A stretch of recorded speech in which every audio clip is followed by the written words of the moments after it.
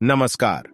The Dwarkesh show आपका स्वागत करते हैं इस विशेष पाठ पूजा में। आज हम महान धार्मिक ग्रंथ श्रीमद् भागवत गीता का पाठ करने के लिए तैयार हैं। श्रीमद् भागवत गीता भारतीय संस्कृति की धरोहर मानी जाती है, जिसमें अर्जुन और भगवान श्री कृष्ण के बीच हुए दैवीय संवाद का वर्णन है। यह धार्मिक ग्रंथ अर्जुन के संदेश, संदेह और समस्याओं का समाधान प्रस्तुत करता है, जो हमारे जीवन को मार्गदर्शन करता है और हमें सच्चे धर्म की प्राप्ति के लिए प्रेरित करता है। भगवद गीता का पाठ करने से पहले हमें यह जान लेना आवश्यक है कि भगवद और भागवत शब्द में क्या भेद है। भगवद का अर्थ होता है भगवान द्वारा कहा गया और भागवत का अर्थ होता है भगवान की सेवा उपासना करने वाले से कहा गया। आज हम श्रीमद् भागवत गीता के पहले अध्याय का पाठ करेंगे। श्री गणेशाय नमः। धृतराष्ट्र बोले, हे संजय, धर्मभूमि कुरुक्षेत्र में एकत्रित युद्ध की इच्छा वाले मेरे और पांडु के पुत्रों ने क्या किया? संजय बोले, उस समय राजा दुर्योधन ने व्यूहरचना युक्त पांडवों की सेना को देखकर और द्रोणाचार्य के पास जाकर यह वचन कहा। हे आचार्य, आपके बुद्धिमान शिष्य द्रुपद पुत्र धृष्टद्युम्न द्वारा व्यूहाकार खड़ी की हुई पांडु पुत्रों की इस बड़ी भारी सेना को देखिए। इस सेना में बड़े बड़े धनुषों वाले तथा युद्ध में भीम और अर्जुन के समान शूरवीर, सात्यकी और विराट तथा महारथी राजा द्रुपद, धृष्टकेतु और चेकितान तथा बलवान काशीराज, पुरुजित कुंती भोज और मनुष्यों में श्रेष्ठ शैब्य, पराक्रमी योद्धामन्यु तथा बलवान उत्तमौजा, सुभद्रा पुत्र अभिमन्यु एवं द्रौपदी के 5 पुत्र, ये सभी महारथी हैं। हे ब्राह्मण श्रेष्ठ, अपने पक्ष में भी जो प्रधान हैं उनको आप समझ लीजिए। आपकी जानकारी के लिए मेरी सेना के जो सेनापति हैं उनको बतलाता हूं। आप द्रोणाचार्य और पितामह भीष्म तथा कर्ण और संग्राम विजयी कृपाचार्य तथा वैसे ही अश्वत्थामा, विकर्ण और सोमदत्त का पुत्र भूरिश्रवा और भी मेरे लिए जीवन की आशा त्याग देने वाले बहुत से शूरवीर, अनेक प्रकार के शस्त्रास्त्रों से सुसज्जित और सब के सब युद्ध में चतुर हैं। भीष्म पितामह द्वारा रक्षित हमारी वह सेना सब प्रकार से अजेय है और भीम द्वारा रक्षित इन लोगों की यह सेना जीतने में सुगम है। इसलिए सब मोर्चों पर अपनी अपनी जगह स्थित रहते हुए आप लोग सभी निःसंदेह भीष्म पितामह की ही सब ओर से रक्षा करें। कौरवों में वृद्ध बड़े प्रतापी पितामह भीष्म ने उस दुर्योधन के हृदय में हर्ष उत्पन्न करते हुए उच्च स्वर से सिंह की दहाड़ के समान गरजकर शंख बजाया। इसके पश्चात शंख और नगारे तथा ढोल, मृदंग और नरसिंघे आदि बाजे एक साथ ही बज उठे। उनका वह शब्द बड़ा भयंकर हुआ। इसके अनंतर सफेद घोड़ों से युक्त उत्तम रथ में बैठे हुए श्री कृष्ण महाराज और अर्जुन ने भी अलौकिक शंख बजाए। श्री कृष्ण महाराज ने पांचजन्य नामक, अर्जुन ने देवदत्त नामक और भयानक कर्म वाले भीमसेन ने पौंड्र नामक महाशंख बजाया।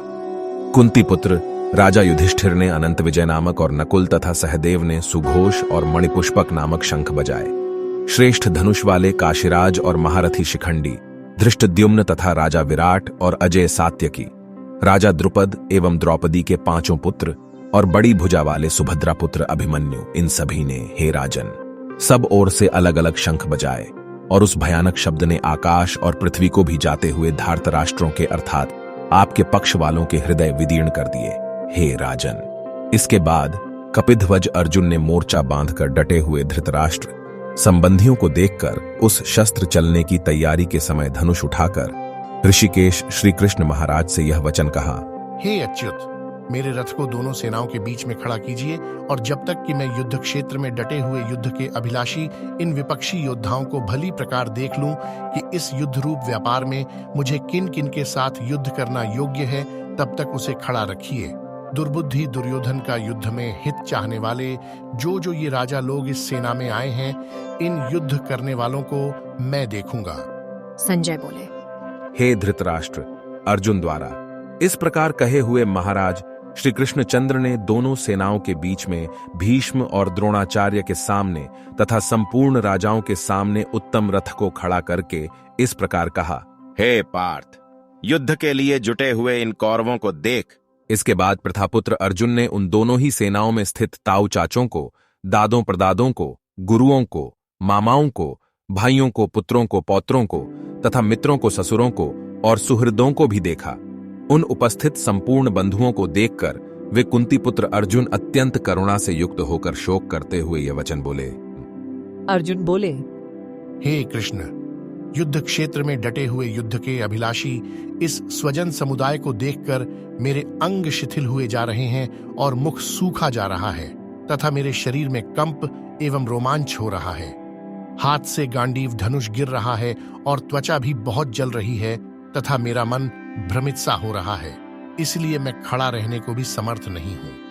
हे केशव, मैं लक्षणों को भी विपरीत ही देख रहा हूं तथा युद्ध में स्वजन समुदाय को मारकर कल्याण भी नहीं देखता। हे कृष्ण, मैं न तो विजय चाहता हूं और न राज्य तथा सुखों को ही। हे गोविंद, हमें ऐसे राज्य से क्या प्रयोजन है अथवा ऐसे भोगों से और जीवन से भी क्या लाभ है? हमें जिनके लिए राज्य, भोग और सुखादि अभीष्ट हैं, वे ही ये सब धन और जीवन की आशा को त्याग कर युद्ध में खड़े हैं। गुरुजन, ताऊ चाचे, लड़के और उसी प्रकार दादे, मामे, ससुर, पौत्र, साले तथा और भी संबंधी लोग हैं। हे मधुसूदन, मुझे मारने पर भी अथवा तीनों लोकों के राज्य के लिए भी मैं इन सबको मारना नहीं चाहता। फिर पृथ्वी के लिए तो कहना ही क्या है। हे जनार्दन, धृतराष्ट्र के पुत्रों को मारकर हमें क्या प्रसन्नता होगी? इन आतताइयों को मारकर तो हमें पाप ही लगेगा। अतएव हे माधव, अपने ही बांधव धृतराष्ट्र के पुत्रों को मारने के लिए हम योग्य नहीं हैं, क्योंकि अपने ही कुटुंब को मारकर हम कैसे सुखी होंगे? यद्यपि लोभ से भ्रष्ट चित्त हुए ये लोग कुल के नाश से उत्पन्न दोषकों और मित्रों से विरोध करने में पाप को नहीं देखते, तो भी हे जनार्दन, कुल के नाश से उत्पन्न दोषकों जानने वाले हम लोगों को इस पाप से हटने के लिए क्यों नहीं विचार करना चाहिए? कुल के नाश से सनातन कुल धर्म नष्ट हो जाते हैं। धर्म के नाश हो जाने पर संपूर्ण कुल में पाप भी बहुत फैल जाता है। हे कृष्ण, पाप के अधिक बढ़ जाने से कुल की स्त्रियां अत्यंत दूषित हो जाती हैं और हे वार्ष्णेय, स्त्रियों के दूषित हो जाने पर वर्ण संकर उत्पन्न होता है। वर्ण संकर कुलघातियों को और कुल को नरक में ले जाने के लिए ही होता है। लुप्त हुई पिंड और जल की क्रिया वाले अर्थात श्राद्ध और तर्पण से वंचित इनके पितरलोक भी अधोगति को प्राप्त होते हैं। इन वर्ण संकर कारक दोषों से कुलघातियों के सनातन कुल धर्म और जाति धर्म नष्ट हो जाते हैं। हे जनार्दन, जिनका कुल धर्म नष्ट हो गया है, ऐसे मनुष्यों का अनिश्चित काल तक नरक में वास होता है, ऐसा हम सुनते आए हैं। हाँ, शोक, हम लोग बुद्धिमान होकर भी महान पाप करने को तैयार हो गए हैं, जो राज्य और सुख के लोभ से स्वजनों को मारने के लिए उद्यत हो गए हैं। यदि मुझ शस्त्र रहित एवं सामना न करने वाले को शस्त्र हाथ में लिए हुए धृतराष्ट्र के पुत्र रण में मार डालें, तो वह मारना भी मेरे लिए अधिक कल्याणकारक होगा। संजय बोले। रणभूमि में शोक से उद्विग्न मन वाले अर्जुन इस प्रकार कहकर बाण सहित धनुष को त्याग कर रथ के पिछले भाग में बैठ गए।